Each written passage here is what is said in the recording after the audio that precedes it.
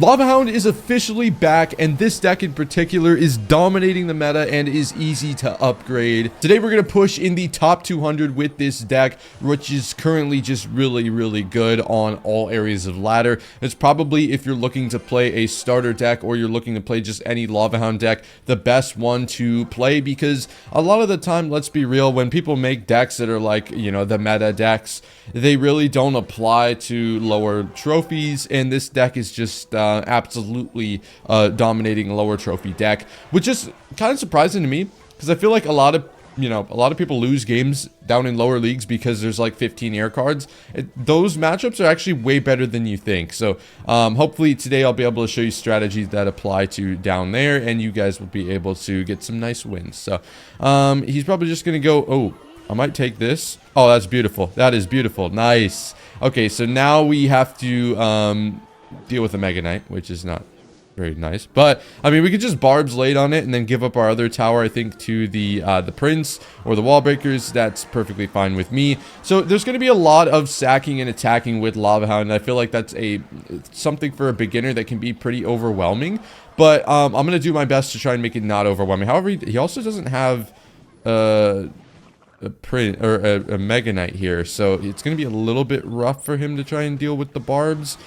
Yeah, he's going to have to dump pretty much his entire elixir bar into it. So I think that was worth it, to be honest, because although we didn't get that much damage, we kind of cycled to our Evo Barbs. So that's good. But yeah, there's going to be a lot of sacking and attacking that goes into this deck. I feel like that's something that can be overwhelming for a beginner. But basically, we're going to be constantly looking at my opponent's deck and trying to think of, you know, what plays or what damage should I be taking? What should I be defending? What should I not be defending? So I'll take this now that this dies to the fireball. 3 hits plus the fireball will kill it usually. I'll actually take this. Oh, I screwed it up. I screwed it up. I'm chopped and ugly. I think we would have saved the tower if I killed the Wall Breakers, though. I'm not entirely sure. I'm also completely down to just give that up. What we're going to do here is basically Mega Minion, Skelly Drags. He's going to get, yep, bats down. And then we can just balloon and overwhelm and take his tower. So, sacking and attacking. This is kind of like the perfect example of it. I think we just... Don't jump. Don't jump. You... Okay. I was not going to say something bad there. Why would I have said something bad there? All we need to do here is, you know, just kill this thing, right? I mean, we should be good here. Let's go with a quick fireball. Nice. That wasn't close at all. A lot of beginner players are overwhelmed by sacking and attacking. As you can see, this is just a simple example. I have a Lava Hound down. He puts Wall Breakers down. I don't respond to them because I need to be able to completely back up my lava. So that's why I don't respond to these. He plays a bandit. I don't respond to this because if I respond to this, then there's 2 things that's going on in my head. One, I'm not going to have Barbs for the rest of his deck. The fact I already knew his deck helps, but also I'm not going to be able to back up my Lava Hound, and the Queen's just going to kill my Lava Hound for a positive trade. So I'm making sure that I'm ignoring things that aren't going to 3-crown me or take my tower, and even if they did take my tower, I'm not entirely too worried as long as I can take his tower as well. So as you can see, now we knew he had nothing in hand for that. Even if he got that down, the Mega Minion would have eventually got to his tower anyways. So as you can see, then we go Barbs. There's also late in the game here where I Evo Zap and miss. That should have been, you know, just better placed, and I would have saved my tower. So there's that. I don't overspend on this Queen because I'm trying to back up my push. And so that's just something I want to show you. Like, I'm trying to back up my push instead of playing defense because I know my push can just completely take his tower. That's what sacking and attacking is. But yeah, I just wanted to throw that in there. I don't think I've ever actually done that mid-video, but I mean, I feel like a lot of the time I just try and be entertaining and, like, you know, focus a little bit. So maybe I'm not explaining every single one of the plays I'm doing. I think it's very hard to do. So I just wanted to go back and explain that because it was a pretty sloppy game, and I feel like I want to make sure you guys can get something out of it instead of it just being, you know, entertainment. You know, because I'm trying to entertain you guys, but, you know, if I can help you get something out of it too, then, you know, that's what I'm there for. All right, so I mean, we got another Queen, which isn't surprising given that Queen is just like super popular right now. I think we'll go Barbs and Fireball this, which is kind of interesting, but I mean, it's better safe than sorry. We're not like sacking and attacking right now, obviously, because I don't have a lava down, so we're trying to play defense. Against Queen Hogs, it's really interesting. I feel like we want to just play a little bit on the low until we can get our lava hound down, excuse me, and then, or sorry, until we can get to our Evo Zap. And then we can really go in for a nice push. So I'm going to go lava in this lane because that allows me to kind of make sure he doesn't go pigs. Because if he goes pigs, he'd be feeding, yeah, he'd be feeding these. So, I mean, he can, but that's not the greatest play for him there. I think I'm going to go balloon over here. It's going to force him to play a little bit of split lane. He's probably just going to be able to delivery this, which is fine. But again, as long as I'm not, like, lost already, that's all that matters here. So I think we're going to go barbs. It should wrap up this queen here. Get a little bit of a counter push. As you can see, Ice Spear doesn't full counter the loon either. So we're only going to end up down like 200. And I'm not going to spend any more elixir here. Although I'm tempted to drop a zap. Just to cycle the Evo. I'll just do that. And that's chill. I mean, we're down like 400. Don't quite have my Evo zap. I'm probably going to dump it on the tower at the start of double. Yeah, so obviously...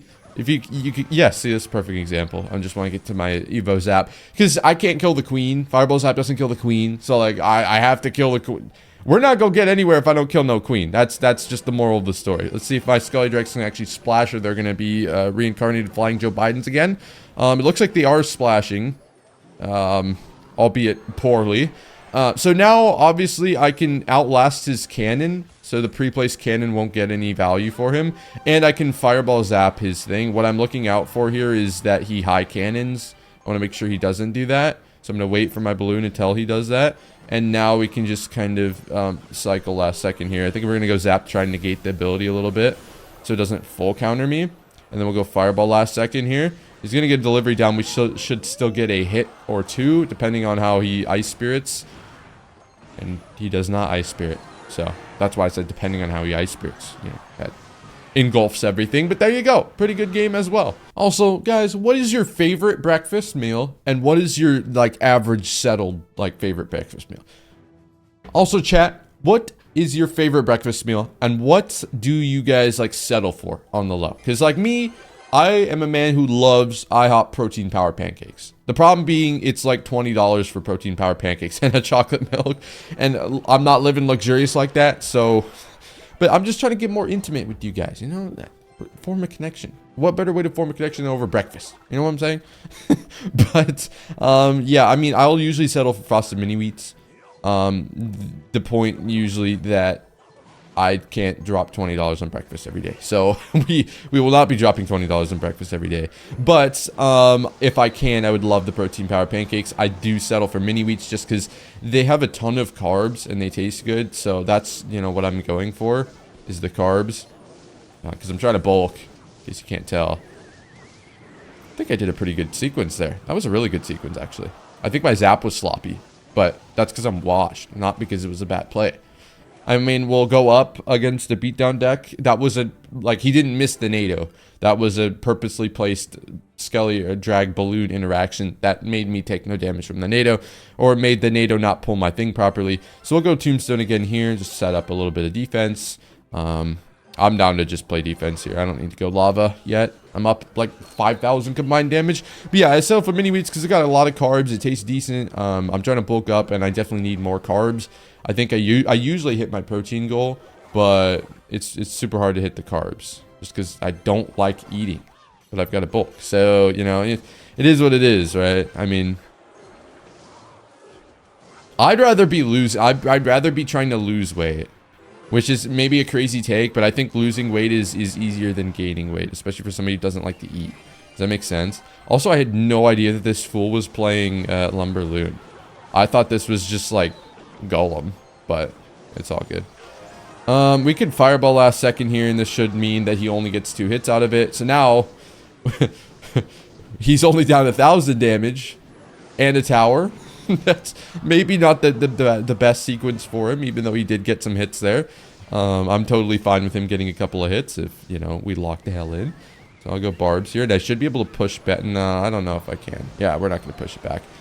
You got to be pretty specific to push it back. I thought I could, but you've got to like get one of the barbs on like the corner, and it's kind of messed up. I don't know. I never get to like get the lumberjack off the tower. It's kind of hard because the lumberjack's like super close range. So yeah, I mean, there we go. That was a pretty easy win as well. Luis Ricardo from Os Bravos. The Braves. Ozuna from the bridge. Okay, we're on a... If you make it 4 games in the video, you're a real one, and you get, like, shower thoughts with Invader moments anyways. So, it's all good. I think going up against 2.6 is a fitting way to, you know, show off what we've learned in this video, because 2.6 is probably one of the worst matchups in the game. So there's that. But at the same time, that's incredible, by the way. But at the same time, if you play really well, you might be able to beat it. So we're going to see what we can do here. Obviously, the key to beating Lava with 2.6 is to cycle Musketeers. That's how you win this matchup. So what we're going to have to do is not let him cycle Musketeers, which is obviously easier said than done. Let's see if we can get a nice little fireball here. That would be amazing. We can. And this is sacking and attacking 101. Obviously, the Evo Ice Spirit, this means that now I can't get any damage because he's going to get back to Musketeer. But we've got to sack. We can't deal with that Hog Rider. As you can see, it's just impossible to deal with the Hog Rider and, you know, get damage at the same time. So even though this Mega Minion's not going to do anything, I just did it to get his Ice Golem out. We did close the gap significantly, and now only needing 1,000 damage is... I won't say easy to get against 2.6, but it's a lot easier than trying to play a 2-tower or like a double overtime situation where neither one of you is taking a tower. You always want to try and tower trade, but we'll go Tombstone here. Obviously, he's just going to log this, and then we follow up with the Lava Hound here. He misplaces his log, which is really nice. It allows us to only take 1 hit. I think we would have taken like 2 or 3 if he didn't misplace that. I'm also going to take this Fireball. I don't know if I want to take like an Evo Zap there. He probably Ice Golems here, or just goes with the Fireball early. Yeah. You're trying to get greedy and hit my balloon. What are you doing, buddy? All right, I think we zap this. I need to take this tower. If I don't take this tower here and I have to commit more to it, I'm just like, I'm not going to be good here. So I think we'll pre-place another Tombstone. Not that I care. Like, when you're playing in this situation, a lot of the time you could maybe not go with a pre-placed Tombstone because people will start to try and predict it. Or like if you're playing against a bridge band, they might like drop Mega Knights on it or something. You know what I'm saying? Like people will start trying to predict it. So you got to be a little bit careful. But with 2.6, they don't really have anything to predict it. I mean, he went cannon on it, but like usually people won't have something to predict or deal damage to the cannon. I think we'll go Tombstone late here. He's got a lot to deal with. I mean, this Musketeer should die here. If it doesn't, I would be just shocked out of my mind. Yeah, so I could have gone with the balloon in the pocket, but my thought process is this guy is not going to have trouble dealing with the balloon, so we're not going to do that. And instead, we're going to double Gulp Cup. If you've been around my channel, you know what I'm talking about. And hopefully this video helped you sort of understand a little bit more about Lava Hound, a little bit more about behind the plays we were doing, and just had a good time, hopefully. Have a great rest of your day.